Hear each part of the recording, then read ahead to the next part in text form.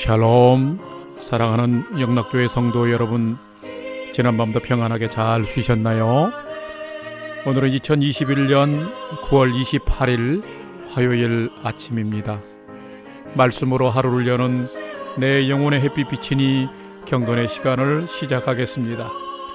오늘도 하나님과 동행하는 은혜와 평강의 하루 되시기를 기원합니다. 오늘은 찬송가 242장 황무지가 장미꽃같이 함께 찬송하겠습니다.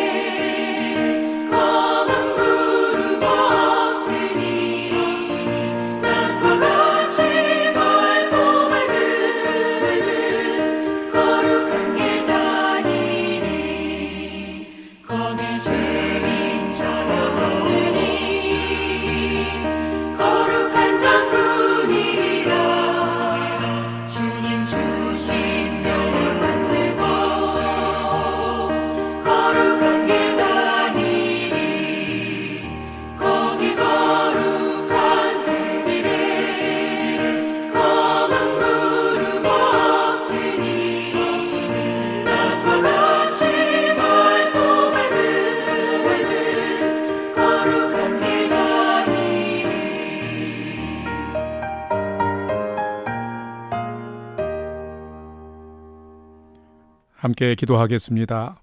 하나님, 오늘도 저희 인생의 새 날을 허락해 주셔서 감사합니다. 오늘도 말씀 앞에 섭니다. 말씀을 묵상할 때에 말씀의 비밀을 깨달아 알게 해 주시고 그 말씀에 순종하는 하루가 되게 해 주옵소서.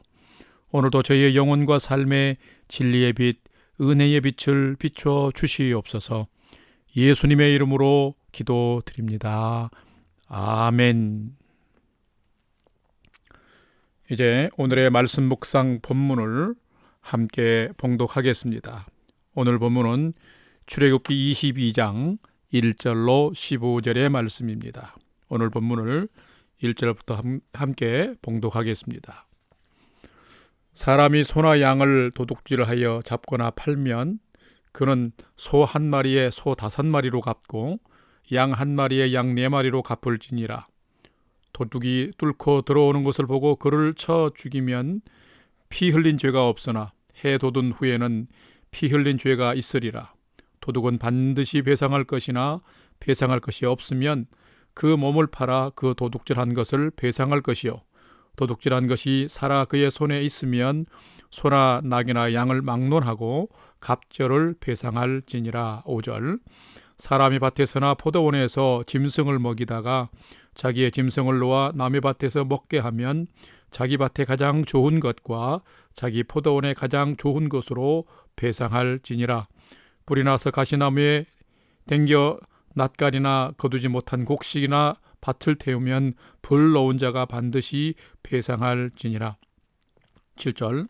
사람이 돈이나 물품을 이웃에게 맡겨 지키게 하였다가 그 이웃집에서 도둑을 맞았는데 그 도둑이 잡히면 갑절을 배상할 것이요, 도둑이 잡히지 아니하면 그 집주인이 재판장 앞에 가서 자기가 그 이웃의 물품에 손댄 여부의 조사를 받을 것이며, 어떤 이런 물건 즉 소나 낙이나 양이나 의복이나 또 다른 이런 물건에 대하여 어떤 사람이 이르기를 이것이 그것이라 하면 양편이 재판장 앞에 나아갈 것이요, 재판장이 죄 있다고 하는 자가 그 상대편에게 갑절을 배상할지니라. 사람이 낙이나 소나 양이나 다른 짐승을 이웃에게 맡겨 지키게 하였다가 죽거나 상하거나 끌려가도 본 사람이 없으면 두 사람 사이에 맡은 자가 이웃의 것에 손을 대지 아니하였다고 여호와께 맹세할 것이요, 그 임자는 그대로 믿을 것이며 그 사람은 배상하지 아니하려니와 만일 자기에게서 도둑 맞았으면 그 임자에게 배상할 것이며 만일 찢겼으면 그것을 가져다가 증언할 것이요, 그 찢긴 것에 대하여 배상하지 아니할지니라. 만일 이웃에게 빌려온 것이 그 임자가 함께 있지 아니할 때에 상하거나 죽으면 반드시 배상하려니와 그 임자가 그것과 함께 있었으면 배상하지 아니할지니라. 만일 새 낸 것이면 새로 족하니라. 아멘. 오늘의 말씀 묵상을 함께 나누겠습니다. 첫 번째로 오늘 묵상 본문의 핵심 줄거리를 살펴보겠습니다. 이번 주간도 계속해서 출애굽기 말씀을 묵상합니다. 애굽에서 노예로 전락하여 혹독한 시련을 당하고 있는 이스라엘 민족을 하나님께서 구원해 내셨습니다. 하나님은 하나님의 산 시내 산에서 하나님의 백성으로 선택받은 이스라엘 백성과 언약을 체결하기를 원하셨습니다. 이 언약은 바로 이스라엘 백성들이 하나님의 백성으로서 합당하게 살아가기 위해서 지켜야 할 계명이었습니다. 그 중에 가장 핵심적인 언약이 출애굽기 20장에 기록된 바로 10계명입니다. 이 10계명은 이스라엘 백성들뿐만 아니라 하나님의 백성으로 살아가는 모든 자에게 생명과 같은 하나님의 명령이며 복이 약속되어진 하나님과의 약속인 것입니다. 이 언약 안에는 하나님의 명령이 있고 그 명령에 순종할 때에 주어지는 하나님의 은혜와 복이 약속되어 있기에 언약이라고 말하는 것입니다. 그런가 하면 또한 하나님께서는 다른 법규들을 20장 이후에 말씀을 하고 있습니다. 10계명이 한 나라의 헌법에 해당하는 것이라면, 핵심법이라면 출애굽기 21장부터 기록이 되어 있는 법규들, 즉 구체적인 세칙들은 10계명을 적용하는 일종의 판례와 같은 형식을 취하고 있다고 볼 수 있습니다. 21장에서는 남종과 여종에 관한 법규가 있고 살인에 해당하는 4가지 죄를 언급하고 있으며 금전적인 배상이나 피해에 대한 보상 율례 등을 기록하고 있습니다. 오늘 묵상 본문인 출애굽기 22장에서는 절도와 도둑질, 또 밭이나 포도원에 피해를 입혔을 경우에 맡겨놓은 물품이나 가축에 대한 피해가 있을 때에 이런 소유권 침해에 대한 배상과 처벌 규정을 기록을 하고 있습니다. 이런 모든 규례들은 모든 사람이 존중받고 수단으로 이용당하지 않는 사회, 즉 아름다운 믿음의 공동체, 이스라엘 공동체를 만드시고자 하는 하나님의 의도와 마음이 담겨져 있습니다. 또한 이 언약들을 지키는 것이 개인과 모두를 보호하는 비결임을 가르쳐 주고 있습니다. 두 번째로 오늘 묵상 본문에 나타난 하나님은 어떤 분인지를 살펴보겠습니다. 오늘 본문 말씀은 모세를 통해서 백성들에게 주시는 하나님의 명령, 즉 규례가 기록이 되어 있습니다. 그런데 하나님이 모세에게 주신 규례들을 살펴보면 하나님이 어떤 분인지를 또한 우리가 알 수 있습니다. 그래서 오늘 본문 전체에 나타난 하나님은 자녀된 우리가 서로를 존중하고 소중히 여기며 살기를 원하시는 분이시다라는 것입니다. 오늘 본문 1절과 2절에 보면은 어떤 표현이냐면 도둑질 한 자는 반드시 갚을지니라. 남의 것을 훔친 자는 반드시 되돌려주고 갚아야 된다는 것이죠. 3절 말씀 보면 도둑질한 것은 그 몸을 팔아서라도 도둑질한 것을 배상해야 된다.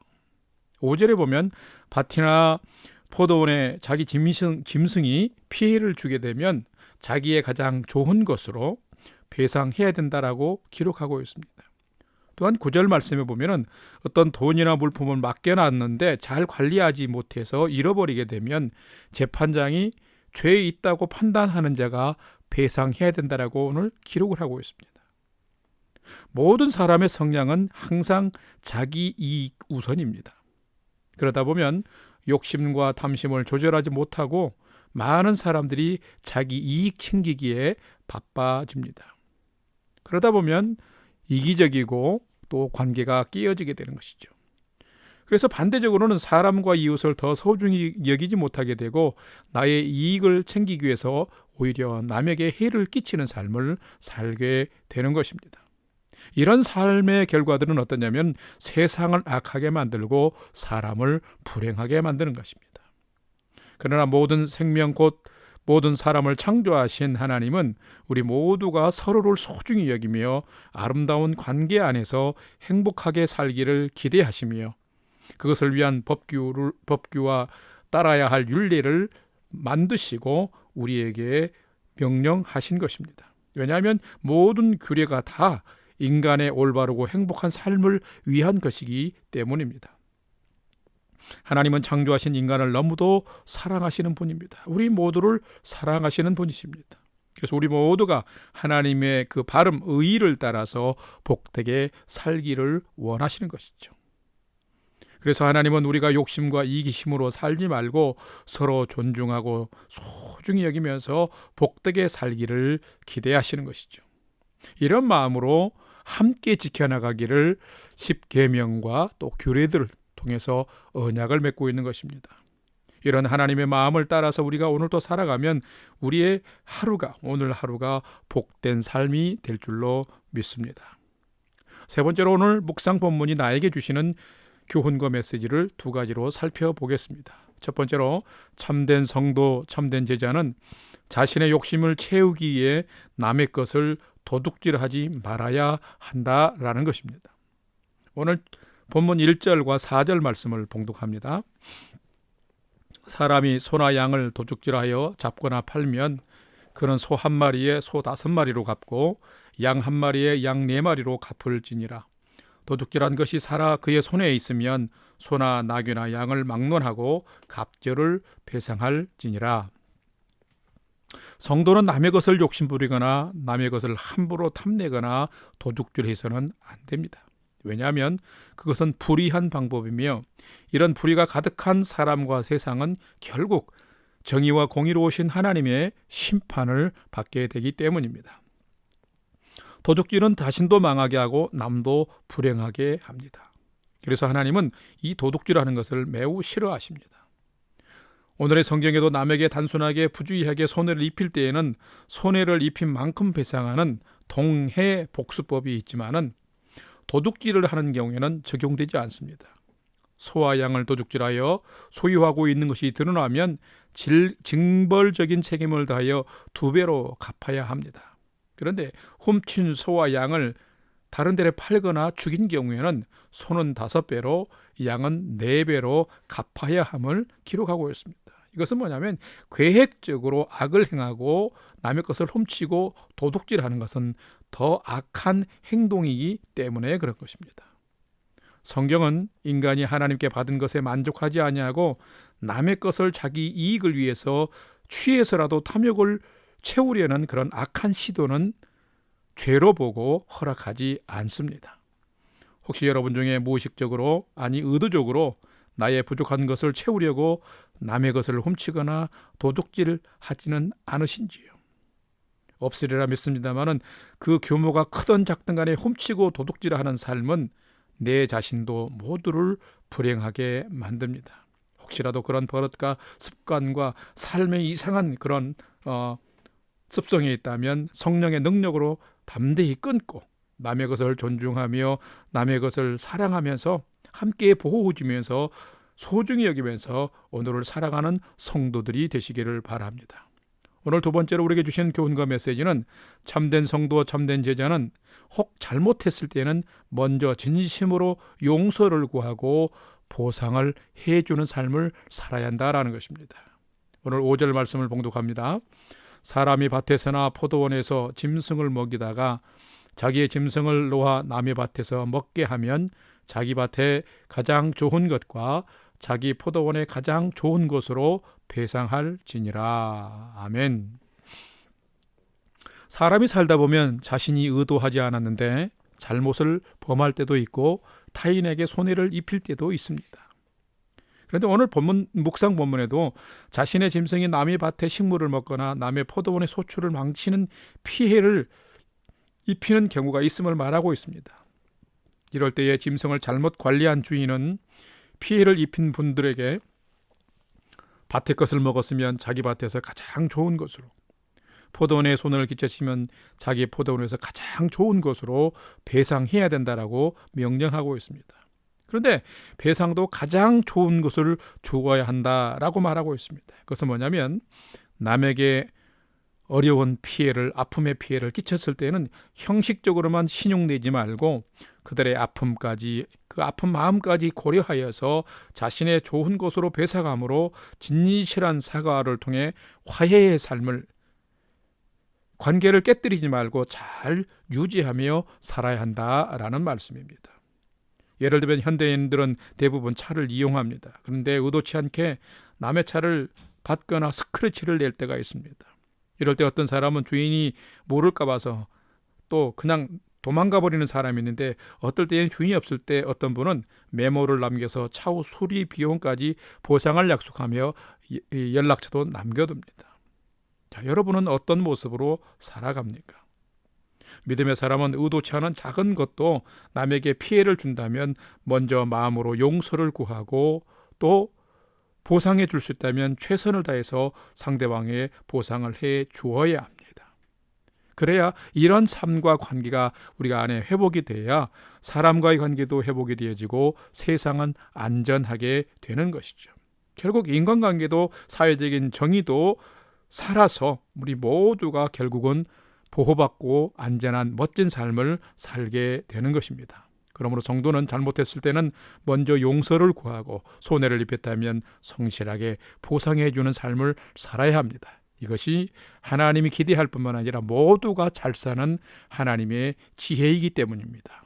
이런 복된 삶을 살아가는 여러분의 삶 되시기를 주님의 이름으로 축복합니다. 다 같이 기도하겠습니다. 사랑과 은혜의 아버지 하나님, 오늘도 저희가 세상에서 어떻게 살아야 할지를 가르쳐 주셔서 감사합니다. 저희는 나의 유익을 채우고 욕심을 부리다가 남의 것을 무의식적으로, 아니 때론 의식적으로 훔치며 도둑질할 때도 있습니다.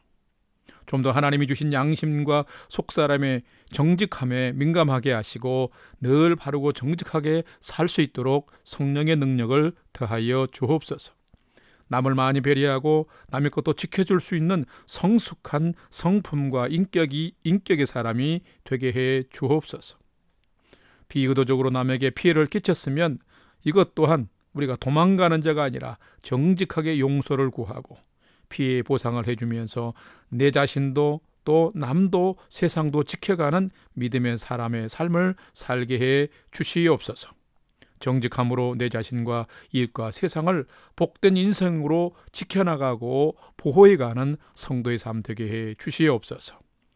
이제는 우리 구주 예수 그리스도의 은혜와 하나님 아버지의 지극하신 사랑하심과 성령님의 감화 감동 교통 충만케 역사하심이 오늘은 나의 이익만 챙기려는 이기적인 삶을 버리고 타인을 소중히 여기며 배려하고 친절을 베푸는 믿음의 삶을 통해서 풍성한 인간관계의 삶을 잘 유지하며 살기를 소망하고 결단하는 아침 경건의 시간에 참여한 모든 성도들 머리 위에 이제로부터 영원토록 함께 하옵시기를 간절히 축원하옵나이다. 아멘. 이제 찬양이 연주되는 동안 오늘 주신 말씀과 기도의 제목을 가지고 믿음으로 함께 기도하는 시간을 갖겠습니다. 첫 번째로는 오늘 하루는 내 이익을 챙기려 하기보다 타인을 더 배려하면서 타인을 보호하고 관계를 잘 지켜나가는 믿음의 하루 되게 해 주옵소서. 두 번째는 나와 가족과 자녀들이 하나님을 잘 경외하며 주어진 오늘도 믿음으로 잘 경주하게 하여 주옵소서.